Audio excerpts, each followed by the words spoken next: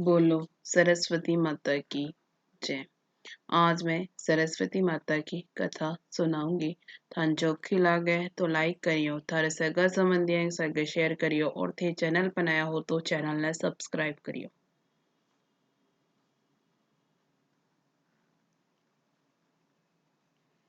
एक गांव में एक चाट चाटनी रहता था। उनके 3 बेटा था। उनमें 2 बेटा तो पढ़ाई लिखाई करी कोनी थी, लेकिन जो छोटो बेटो थो वो पढ़तो। तो उसकी माँ कहती कि मेरो बेटो इतना होशियार है कि एक दिन कुल को नाम रोशन करेगो। जब उसका पिताजी बोला कि यह पढ़ाई लिखाई के होवे है, तू इन्हें पढ़ाकर मेरा पैसा मत खराब कर। मेरे कन्ने तो इतनी धन दौलत है कि अगर मेरा बेटा पूरी उम्र भर खावेगा और खर्च करेगा तो भी खत्म को नहीं होएगो।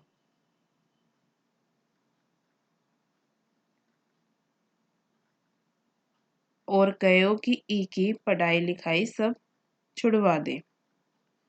जब माँ बोली कि धन दौलत तो खाने और खर्च करने से खत्म हो जावे है, लेकिन पढ़ाई लिखाई कदे भी खत्म को नहीं हुए। उनकी माँ सरस्वती पर पूरा विश्वास थो और वह सरस्वती माता की सेवा पूजा करती थी। जब जाट आपके छोटा बेटा ने पूछो कि तेरा पढ़ाई लिखाई में मन है, तेरी माँ तन्ने खूब पढ़ाना चाहे है और तन्ने दूसरे देश में भेज के अच्छी शिक्षा दिलवानो चाहे है। तो बेटो ये सब बात सुन के हाँ कर दी कि मैं मेरी माँ की आज्ञा को पालन करूँगा और मन में मेरी सरस्वती माँ पर पूरा विश्वास है।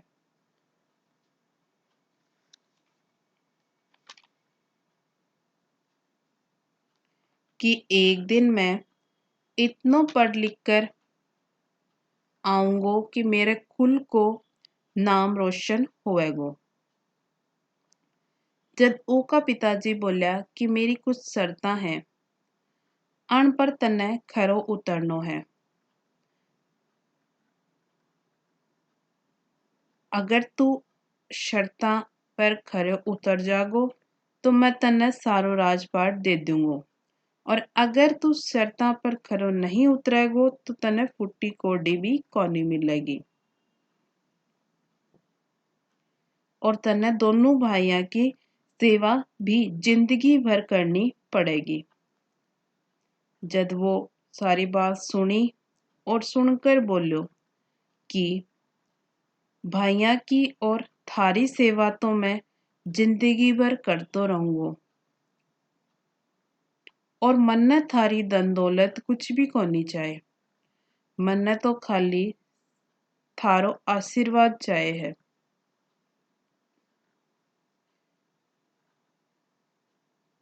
पर पिताजी थे मेरी जन्म देने वाली माँ पर उंगली मत उठाओ और मन ने मेरी सरस्वती माँ पर पूरा विश्वास है। मैं मेरी माँ की आज्ञा को पालन जरूर करूंगा। जद जाट उसकी माँ ने बोलियो कि तन्ने बेटे के ऊपर इतना विश्वास है तो तन्ने जितना रुपया पीसा चाहे उतना ले जा। मेरे कन्ने तो धन दौलत भरी पड़ी है।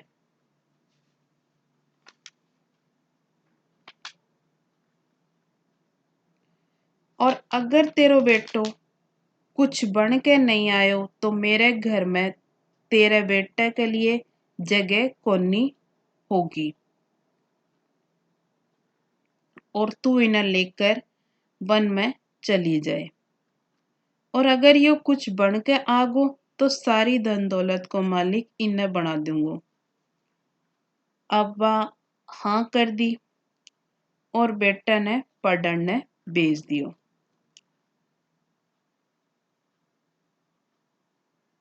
बेटो दूसरे देश में पढ़न जाने से पहले पास के ही मंदिर में सरस्वती माता के सामने सिर झुकायो और बोलियो कि हे जगत की माता, मैं मेरी जन्म देने वाली माँ की इच्छा पूरी करने जा रहा हूँ और थे मन्ने आशीर्वाद दो कि मैं कुछ बनकर ही पाछो वापिस आऊं और मेरे कुल को नाम रोशन करूं और मेरे पिताजी की शर्ता पर खरो उतरूं।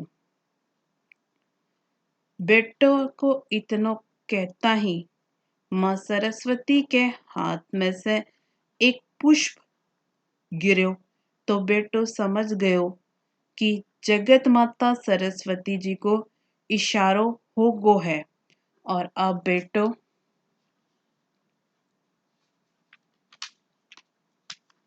परदेश में चलो गयो। और कुछ समय बीतने के बाद में बेटो कुछ बनकर घर वापिस आयो तो पिताजी की 3 शर्तां थी जो कि वे बताई कोनी थी, जिनमें से एक तो थी कि पढ़ लिख कर वापिस घर आने की और दूसरी उनकी शर्तां पर खरो उतरने की। तो अब वो पढ़ लिख कर कुछ बनकर तो घर आगो थो। अब पिताजी के चरना में धोख देने गयो तो और बोलियो कि मेरी जगत माता सरस्वती मेरे सागे है और मैं थारी एक शर्त तो पूरी कर दी है। अब थे मन आशीर्वाद दो कि मैं थारी और भी जो शर्तां हैं वे पूरी कर सकूं। जद पिताजी बोलिया नहीं, तेरी 2 शर्तां और बाकी है। जद बेटो बोलियो कि ठीक है पिताजी, वह भी मन्ने मंजूर है। इतने में पिताजी आदेश करो कि भाई तीनों भाई एक एक बाण लो और मेरे कन्ने खड़ा रहो। अब अण बाणा ने तीनों दिशाओं में आपकी मर्जी से चला दो। पिताजी की इतनी कहने की देर की बाया का बाण चालने की देर। सबसे बड़े बेटे को बाण किसान के घरा चौक में गिरो। दूसरे बेटे को बाण मछुआरे के आंगन में जाकर गिरो और तीसरे बेटे को बाण पास की नदी के किनारे एक मेंढकी के कन्ने जाकर गिरो।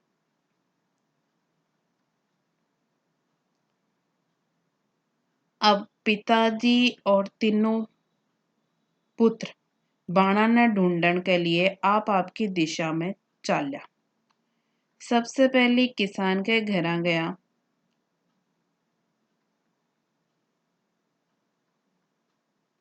बठे किसान की बेटी के हाथ में बाण थो और किसान बोलियो कि यो बाण कौन फेंक्यो है। जद जाट कहो कि यो बाण मेरो बेटो चलायो है और जीके घरा यो गयो है उसकी बेटी के सागे मैं मेरे बेटे को ब्याह करूंगो। अब किसान बड़े बेटे को ब्याह किसान की बेटी के सागे कर दियो। अब दूसरो बाण मछुआरे के घर गयो थो और ऊकी बेटी से आपके छोटा बेटे को ब्याह करा दियो। दोनों बेटा को ब्याह होने के बाद में तीसरे बेटे को बाण बे ढूंढने लगा। ढूंढता ढूंढता उन्हें बाण कठे ही कौन मिलो तो वे नदी के किनारे घूमया तो उन्हें वो बाण एक मेंढकी के पास में दिखाई दियो।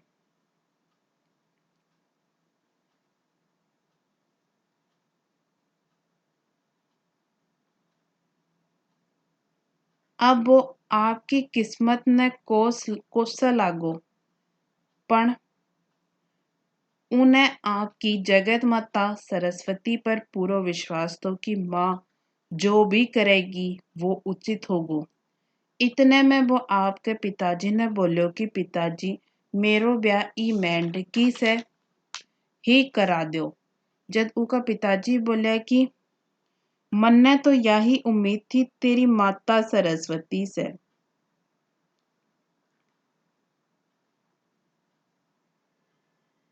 और तेरी शर्तां उरे ही पूरी होगी। अब पिताजी आपकी किस्मत कोसता हुआ कुछ दूर चालिया जब मेंढ की आवाज लगाई कि क्यों ससुरो जी थे मन्ने बहू के रूप में कोनी देखना चाहो, पण मैं ही थारे बेटे की किस्मत में हूँ। जोड़ी तो विधाता ऊपर से बनाकर भेजे है, मैं थोड़ी जोड़ी बनाई है। इतनो सुनता ही बेटो बोलो कि मैं इसे ही ब्याह करूंगा और थारी शर्तां पर खरो उतरूंगा। अब बेटे को ब्याह मेंढकी के सागे कर दियो और तीनों बेटा बउआ न लेकर जाट घरा चाल्यो। अब वो घरा जाकर जाट ने नी ने बोलो कि बउआ की आरती कर और अन्य आप आपके कमरा में पुचा दे। अबे आप आपके कमरा में चला गया। जाट ने रीस तो आ रही थी पर वो कोई से कुछ ही को नहीं कहो। आपके मन में ही सारी बात राखी।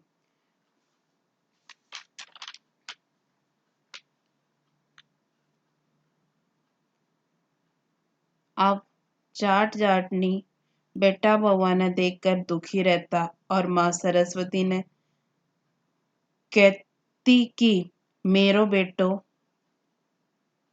पढ़कर विद्वान बनकर तो आगो है और आपके पिताजी की शर्तां पर भी खरे उतरो है, पण उनका भाग्य में मेंढकी से ब्याह करनो लिख्यो थो। अब मेरो बेटो मेंढकी के सागे कया जीवन बिताओगो।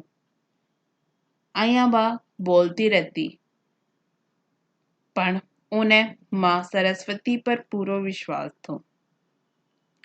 अब एक दिन कुछ समय बीतने के बाद में एक दिन जाट बोलियो कि मैं तीनों बउआ के हाथ को भोजन करना चाहूँ। जब बउआ कहो कि ठीक है, बोलो सुबह बड़ी बहू के हाथ को खाना खाऊंगा, दोपहर में छोटी के हाथ को और शाम के सबसे छोटी के हाथ को मैं खाना खाऊंगा। अब सुबह से ही दोनों बेटा बहू खाना बनाने की तैयारी करे लगा।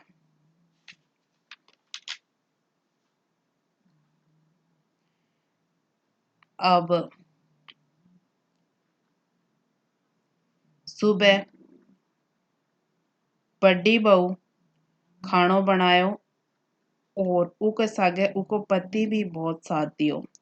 भोजन तैयार होता ही पिताजी ने आवाज लगाई।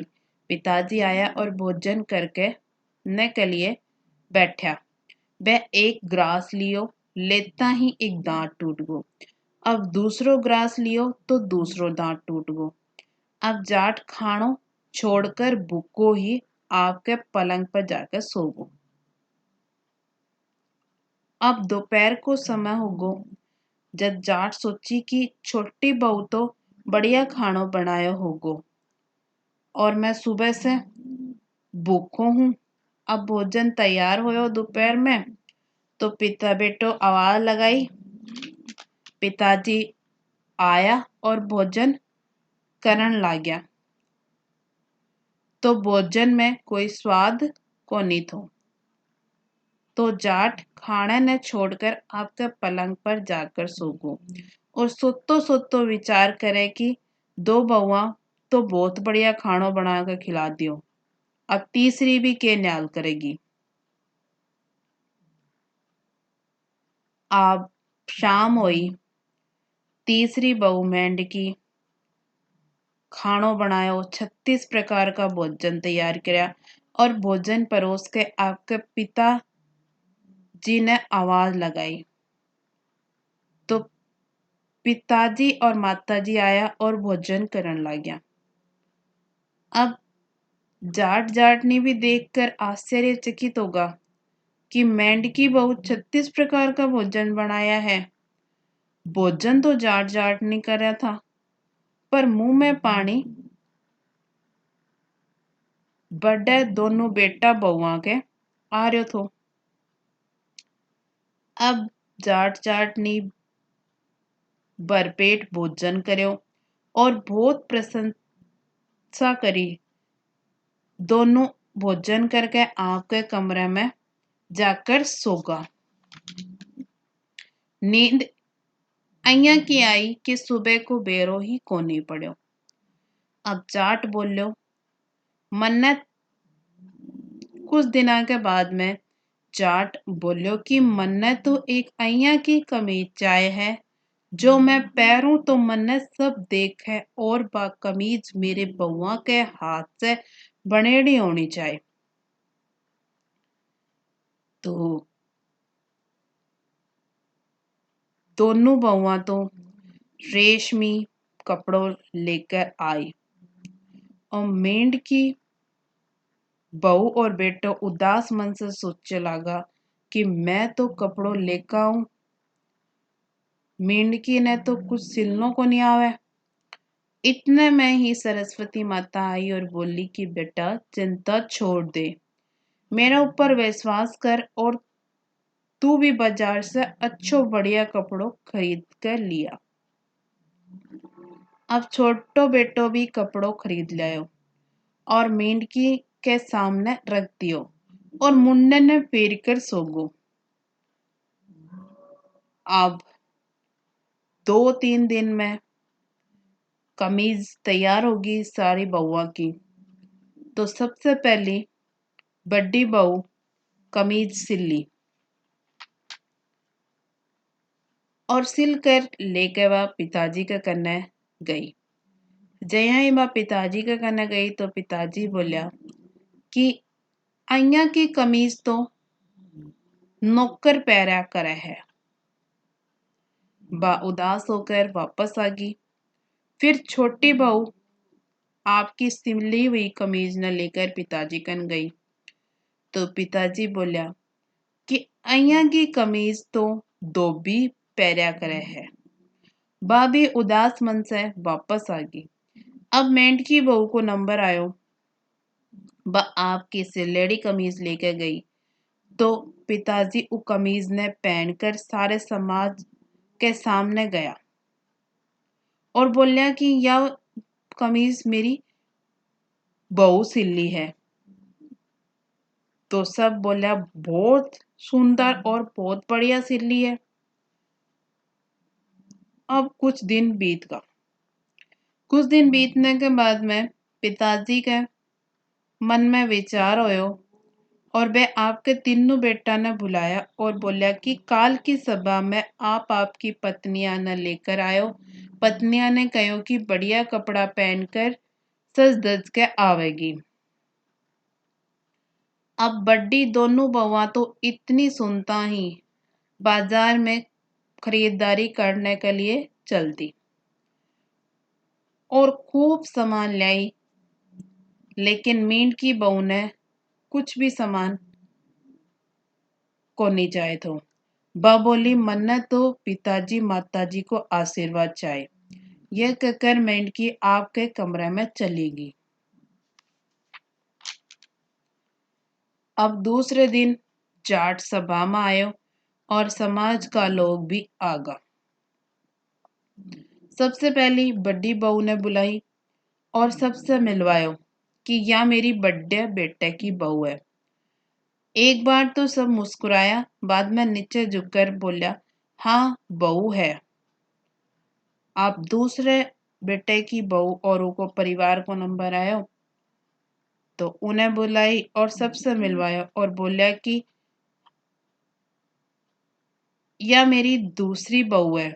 सब बोला कि हाँ है बहू।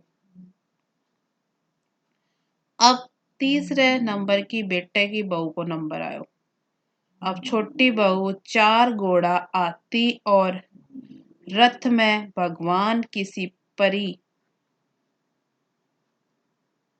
सवार होके आगे पीछे दास दासी। अब मीन की बहू रथ से उतरी, छोटे बेटे के पास में आकर खड़ी होगी और ससुर के पैरा में दोग लगाई और पति को हाथ पकड़ लियो। छोटो बेटो और जाट देखता ही रहेगा कि ये परी कट्ठे से आई है। अभी तक तो मेंढकी आई को नहीं। जब ससुरो जी के सामने खड़ी होकर बोली कि मैं थारी तीसरी बहू हूं। जब ससुरो जी को ने गर्व होयो कि ये मेरे होनहार बेटे की पत्नी है, मैं इन्हें पढ़ा लिखा कर विद्वान बनायो है। तब सभी छोटे बहू बेटे बहू के को स्वागत करे और कहने लगा कि तेरे कुल को नाम तो यो बेटो ही कर्यो है।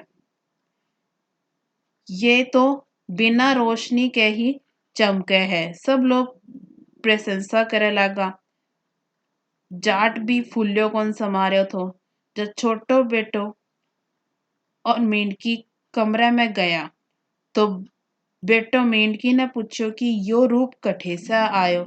जब मेंढकी कहो कि यो सब मैं पिताजी के सामने ही बताऊंगी। अब वे दोनों पिताजी के करने गया और बा बोली कि मैं तो कोई श्राप के कारण मेंढकी बनी थी। मन्ने तो माँ सरस्वती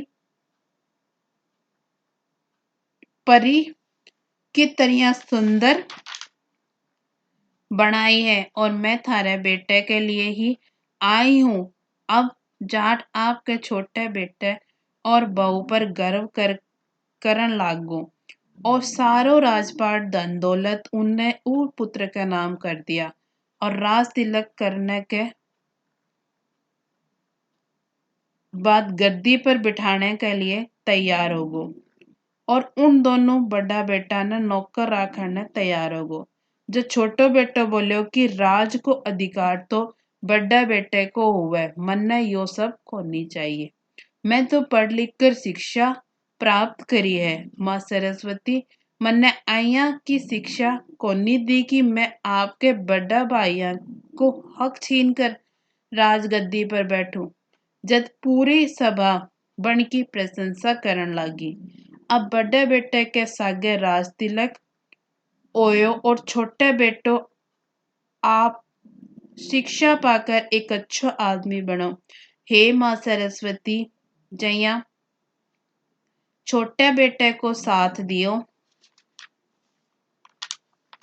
भैया सबको दियो। बोलो सरस्वती माता की जय।